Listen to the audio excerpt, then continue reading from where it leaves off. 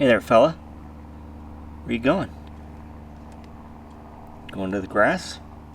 I feel like every lawn video should start off like this. This is when you know you've had a very good day in the lawn.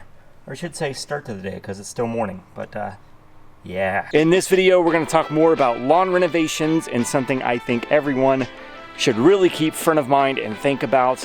But first, a few shout outs. Shout outs numero uno. I have to do this because if I don't, I think I'm gonna get cut out of the will. Shout out to my father-in-law for helping me cut down these trees. Couldn't have done it without him or his truck to haul all this crap off to the dump to get rid of it. Big thanks to him. Shout out numero B. I have to thank my good friend Eddie. He is the one who gave me Gator. He's been giving me some advice, tips, and tricks when it comes to using him. And yeah, just really helping me hone in my real mowing skills with that beast. So thank you, Eddie. And speaking of Gator, this right here it's just looking too good. So I think I have to.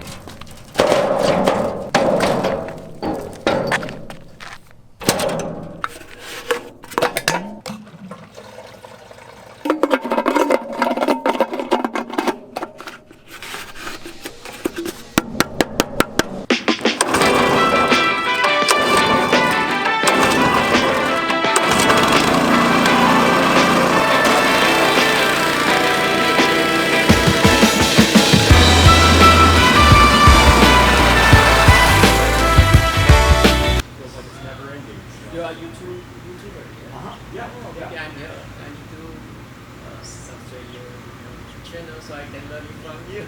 Yeah.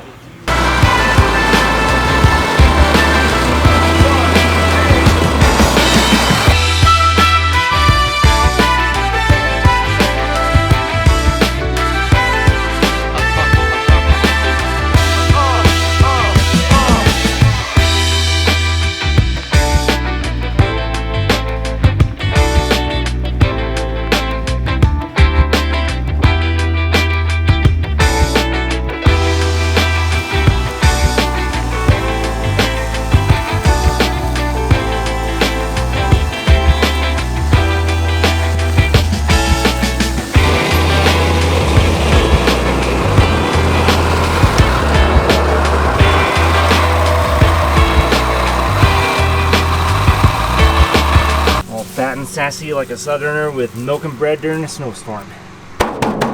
On to talking about lawn renovations and the advice I want to give you, rather not me, but the real expert and know-it-all.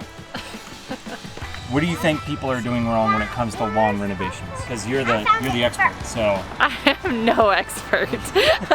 You're the more sensible one out of the I just make it up as I go. Yeah, fake it till you make it. No, you're the more sensible one. So what is it you think people do wrong when it comes to lawn renovations? Maybe they don't plan enough ahead of time. You know, I think about that with any project. Like, people just jump into it and they don't do the planning and the budgeting and expectations. Like, be ready for when things don't work out the way you want them to. I'm also of the mindset of, you know, just tackling it a little bit at a time instead of trying to get it all done in one shot. Budget if you're going to do seed, or if you're going to do topsoil, or if you're going to spend money on getting trees removed or weed control or something like that, right? Like, don't buy top of the line everything and don't tackle everything all at once. Yep, you have to pick and choose where you want to spend, where you want to save, and prioritize what really matters and what doesn't, and then also be patient with yourself. I think that goes with anything that you're trying to, any goal that you have in your life. You want to be patient with yourself, and it's going to take time. Yeah, so those people who try to do everything all at once can't afford it most of the time, and then they try to do it all at once and they don't focus on one little aspect at a time. It overwhelms them and it just goes to the pot and doesn't turn out like what they see on the YouTubes. They get discouraged and they give up. Yeah. So it's always best to have a long-term mindset on any goal that you have. So don't give up. Take your time, plan it, budget it. If you're gonna do seed if that's all you can do for this year or season or whatever it is. Focus on maybe taking trees out, or maybe focus on getting rid of weeds. Pick one thing, focus on that, and realize you do not have to buy top of the line, everything. Make a budget, stick to the budget, do the best you can with that budget. Yep, I agree. It's all her advice. This is not coming from me. She's the financial wizard here, so she's the one that keeps us in line, keeps us within budget, and helps, you know, get the dumpster fire put out. I was about done, and then you said, wait, I've got an analogy. Yes, because I think people can wrap their heads around like weight loss goals. So take that and take it to like yard goals or whatever goals. So somebody sees, you know, a ripped person and they want to have exactly that. And how did they get there? And so they buy all the supplements, they buy all the food, do all the workouts, they do everything like this person to try to get this perfect body. And then they're a month in and they're just like so overwhelmed with all the changes and they just give up really fast, and it's like this constant cycle. Think long term, choose foods that are healthier, like choose foods that are healthier for your lawn. Every body's different, every yard is different. One supplement may work for your yard but not for another yard, and you can't copy everything that everyone else is doing because every circumstance and situation is different, and you also have to find a way to enjoy it long term. So if you really don't love doing yard work, you have to find what works for you to make it enjoyable. And not comparing yourself to others. So get off the Instagram, stop comparing your yard to somebody else's perfect lawn, and just work at it slowly. Yep. Slow and steady wins the race. What's that? Slow and steady wins the race. That is seriously some of the best advice I think I have ever heard.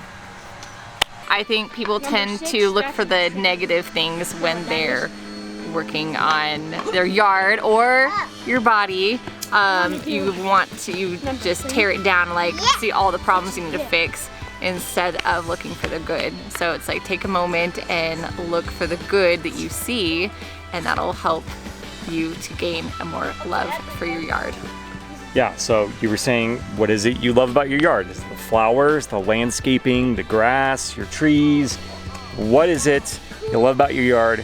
Comment below. That's it for this one. We appreciate you watching. Keep it on, and we'll catch you in the next one. There it is. She remembered. Do you want to give people some lawn advice on YouTube? You want to be a lawn expert by being on YouTube and giving advice? I don't know anything about a lawn. Then you're perfect to give advice.